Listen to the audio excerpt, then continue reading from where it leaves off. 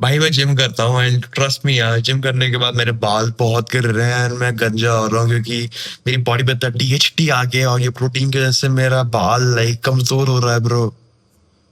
What's up everyone? So as you know, मेरे को hair loss था बहुत गंदा वाला and I recovered from my hair loss and most people know कि मैं fitness influencer भी हूँ, तो मेरी ये वाली transformation भी है कि मैं जिम भी कर रहा है 3 साल।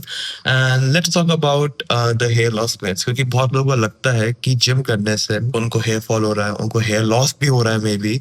So let's talk about that, क्या ऐसा वाकई में होता है एंड इफ होता भी है then what should you do. Let's talk about the gym hair loss myths। पहला है protein shakes causes hair loss and lifting weight spikes testosterone, so more DHT and more hair loss। इसके अलावा मेरे को और कोई मिथ नहीं मिला। If you have more myths then drop them below, मैं और उस पर वीडियो बना दूंगा, ठीक है। So let's start with some basics. पहला, hair is made from protein which is also called keratin, ठीक है। Working out in the gym like resistance training causes temporary spike in the testosterone growth hormone and cortisol, fine। and ये जो temporary boost होता है it only lasts like only minutes to an hour and इसका जो magnitude भी होता है that is also like regulated back to the baseline, ठीक है। What hair loss actually looks like? If you are male, then you have these two types of hair loss. Female है तो like उनको शायद से widening of thinning ही होती है। If you are a male, तो just make sure कि तुम्हारा जो scalp condition है ऊपर से वो अगर कुछ match करता है इन तीनों में से, then it's like hair loss वाली बात है। जो बात हुई प्रोटीन शेक वाली वो तो तुम्हें समझ में आ गई कि like protein shake causes hair loss, ठीक है।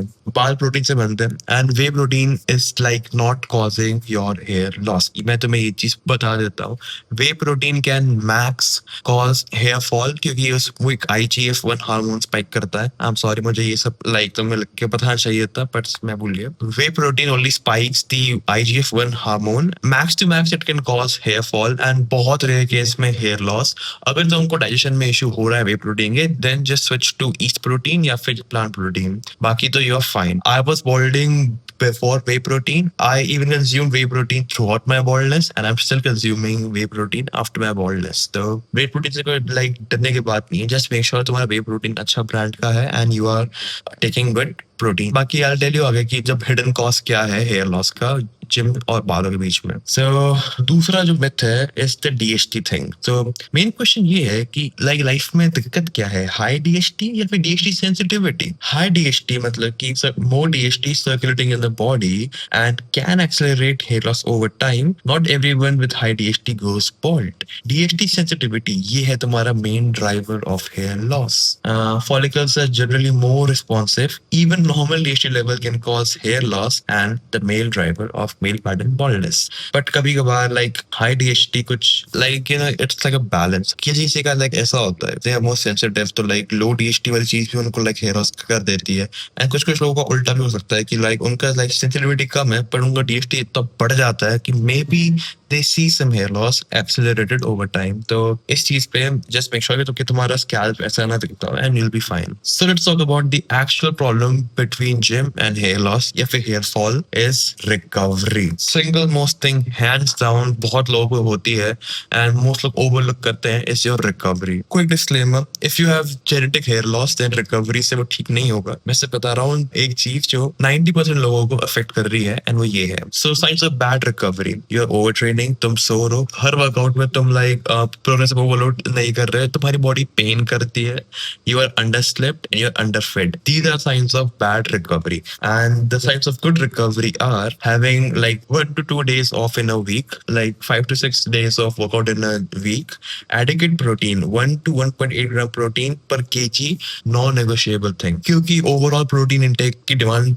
बढ़ जाती है based on your intensity of workout and same goes for the hair। and 7+ hours sleep are non-negotiable again, just like other key nutrients, biotin, zinc, magnesium, iron, vitamin D। make sure कि तुम like crash diet नहीं कर रहे हो। बहुत लोग बहुत ज्यादा aggressive cut करते हैं। if you do a aggressive cut over like 700 calories and you see कि hair fall हो रहा है, then just know कि वो calorie की वजह से हो रहा है क्योंकि बॉडी में cortisol spike हो रखा है। so make sure कि तुम cortisol को लो कर रहे हो ताकि बाल and body like एकदम you know ऐसा chill मोड में आ जाए कि हाँ कि सब बढ़िया है, मैं नहीं मर रहा हूँ, बॉडी सही है। तो हाँ, बेसिकली यही चीज़ है बालों के हेयर फॉल के पीछे। एंड मोस्ट लोग हेयर फॉल को हेयर लॉस में भी लाइक कंफ्यूज कर देते हैं। If you are facing hair fall तो वो इस चीज़ से हो सकता है। बाकी मैंने वीडियो बना रखी है हेयर फॉल पे, you can even like see that. And once again I will let you know genetic hair loss ऐसा दिखता है। मैं जिम करता था तो मेरे को भी ये वाला हेयर लॉस हुआ था एंड आई न्यू कि जिम से नहीं है, इट वाज जेनेटिक क्योंकि पैटर्न में हो रहा था। So be aware of your hair. So like welcome to my hair loss product. It's like literally a blueprint. एक like 50 पेज की walk through